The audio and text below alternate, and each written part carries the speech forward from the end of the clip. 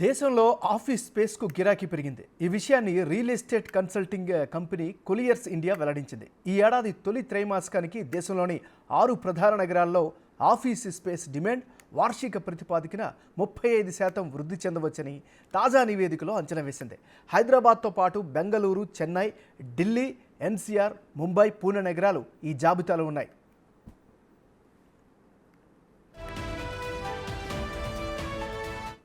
ఈ 3 నెలల్లో office space leasing 1.36 కోట్ల చదరపు అడుగుల స్థాయిలో ఉండవచ్చని వెల్లడించింది.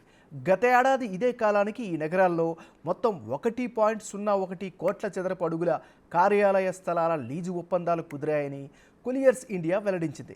మిగతా నగరాలతో పోలిస్తే హైదరాబాద్లో ఆఫీస్ స్పేస్ డిమాండ్ చాలా అధికంగా ఉందని రిపోర్ట్ అంచనా వేసింది.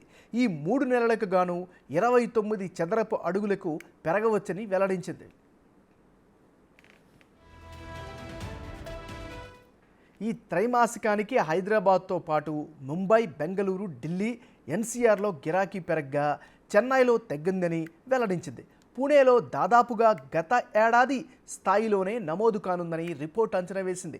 ముంబైలో డిమాండ్ 90% వృద్ధితో 19 లక్షల చదరపు అడుగులకు, బెంగళూరులో 25% పెరుగుదలతో 40 లక్షల చదరపు అడుగులకు, ఢిల్లీ, ఎన్సీఆర్లో 14% వృద్ధితో 25 లక్షల చదరపు అడుగులకు చేరుకోనుందని అంచనా.